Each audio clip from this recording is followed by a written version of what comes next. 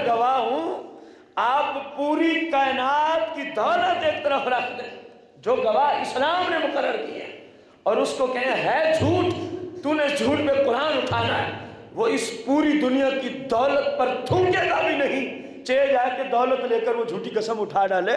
اسلام تو ایسا نصاب گواہی کا مقرر کرتا ہے، اسلام کہتا ہے ایسا گواہ ہو جو فاسق و فاجر نہ ہو، جو فاسق و فاجر، اور 1000 مسلمان اکٹھا کرو تو شاید 2 سے 3 نکلتے ہیں ایسے اس زمانے میں، فی زمانی شاید 2 سے 3 ہزار میں سے، یہ بھی میں نے ویسے بہت بڑی بات کر دی ہے۔ تو پھر کون اٹھائے گا بھائی قرآن؟ اور جس کو بتا بھی دیا گیا ہو، جس کو بتا بھی، مثال کے طور پر مفتی محمد امین صاحب، فرض کرتے ہیں ایک بندہ جا کے آپ کو کہے جی میں جھوٹا ہوں، جھوٹا کیس کر رہا ہوں، آپ میری طرف سے قسم دے دیں قرآن اٹھا کے جھوٹی، میں آپ کو 1 کروڑ روپے کا چیک دیتا ہوں، مفتی صاحب قبول کریں گے؟ کسی صورت میں بھی نہیں، کیونکہ ایسے لوگ ہی اسلام گواہی کے لیے چنتا ہے، ایسے لوگوں کو اسلام نے گواہی کے لیے چننا ہے۔ ہر نتھو خیراج گواہی دے رہے۔ پھر دیکھیں ہمارے معاشرے میں جب پنچایت ہوتی ہے اس وقت بھی اس بات کا لحاظ ہوتا ہے، جبکہ غلط، چور بنایا جا رہا ہے مجھے، اس پنچایت میں چور بنایا جا رہا ہے، اور میرے بارے میں لوگ جانتے ہیں یار یہ لوفر قسم کا بندہ ہے، یہ تو نہ نماز پڑھتا ہے، نہ داڑھی ہے، نہ فلاں ہے، نہ فلاں ہے۔ تو اب وہ جو مجھے بنا رہے ہیں وہ کیا کہتے ہیں؟ اس کا والد اس کی طرف سے قسم دے، اور بھائی والد اس کے ساتھ تھا، قسم اس سے لو جس نے بدماشی کی ہے، والد کا کیا قصور ہے؟ والد اس کے ساتھ تھا جب اس نے چوری کی تھی، بولنے تو صحیح۔ تو بھائی اسلام کیا کہہ رہا ہے؟ قال النبی علیہ الصلوۃ والتسلیم البینۃ علی المدعی والیمین علی من انکر، او کما قال علیہ السلام۔ سرکار نے عدالت کا بہترین اصول عطا فرمایا، فیصلوں کا، فرمایا ایک مدعی ہوتا ہے، ایک مدعا علیہ ہوتا ہے، فرمایا البینۃ علی المدعی، جو دعویٰ کرنے والا ہے اس کو مدعی کہتے ہیں۔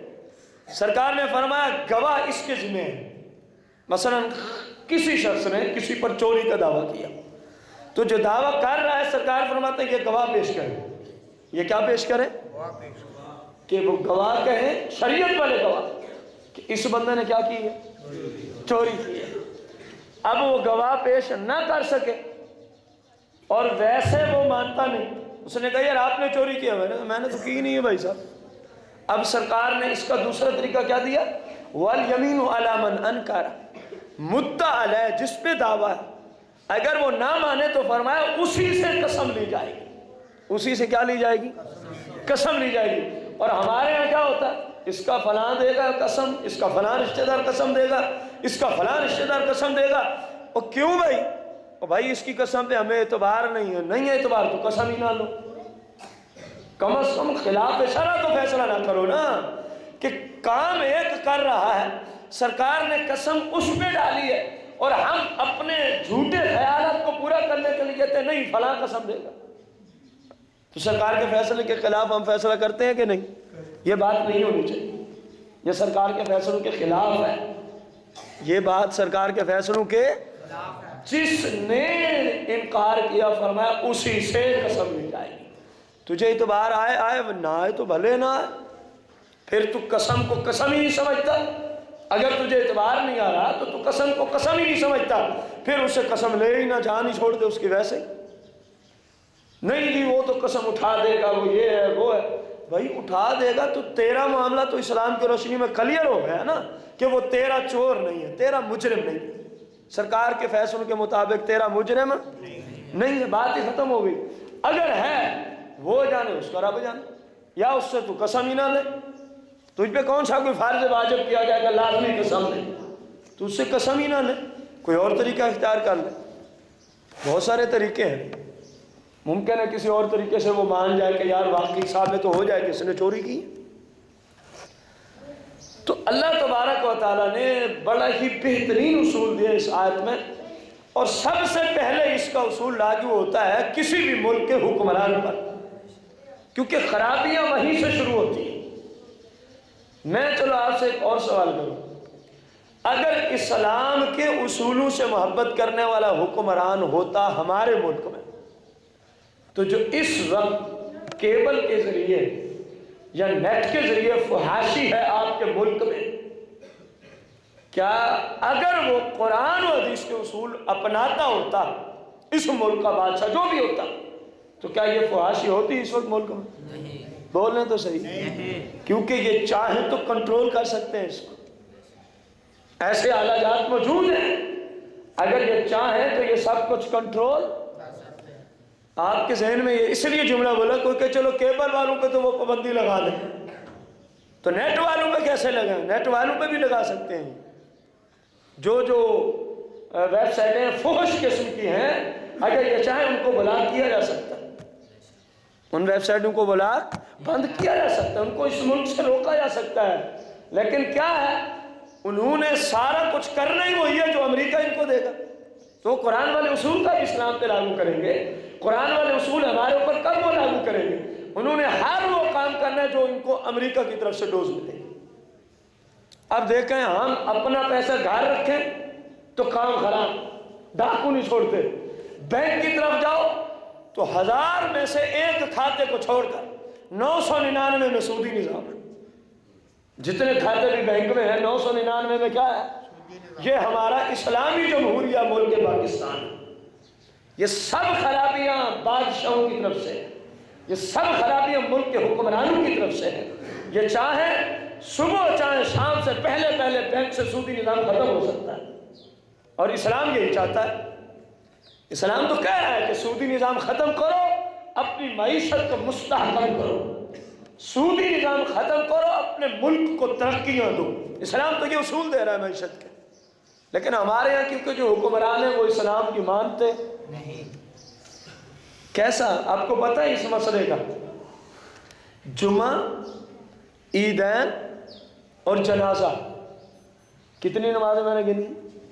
3، جمعہ، عیدین اور جنازہ، اور جس شہر میں ملک کا بادشاہ رہتا ہے یہ تمام نمازوں کی جماعت سب سے پہلے ملک کے بادشاہ پہ لازم ہوتی ہے۔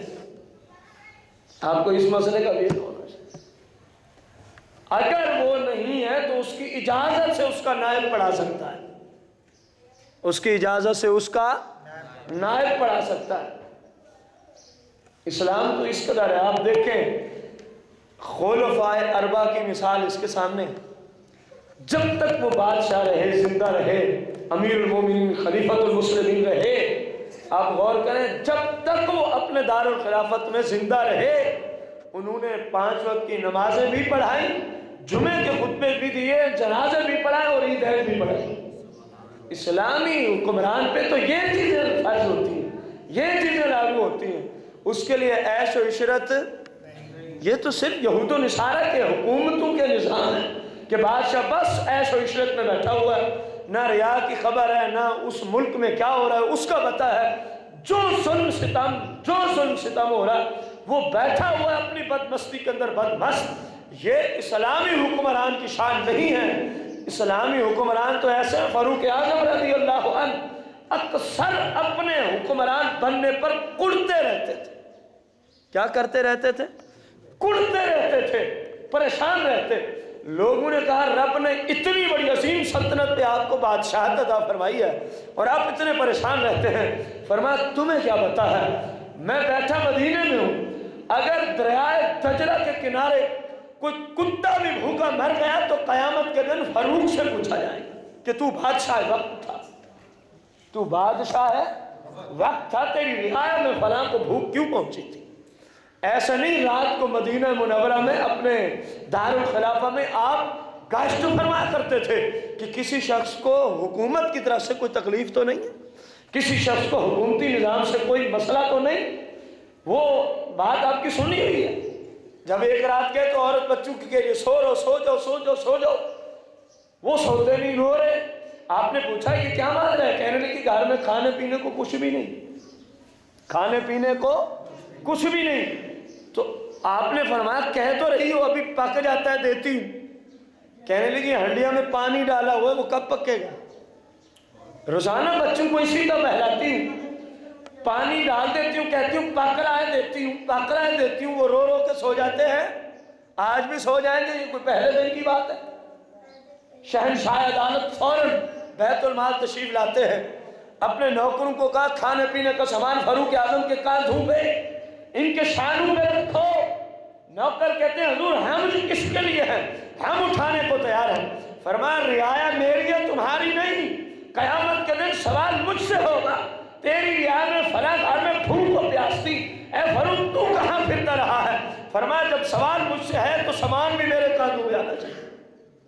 اپنے کاندھوں پہ امیر المومنین نے، خلیفۃ المسلمین نے آٹے کی بوری رکھی، باقی جو کھانے پینے کی اشیاء تھی وہ رکھوائیں، خود اٹھا کے کاندھے پر، حالانکہ بیت المال میں اونٹ بھی موجود ہیں، گدے بھی موجود ہیں، گھوڑے بھی موجود ہیں، نوکر بھی موجود ہیں، لیکن اپنے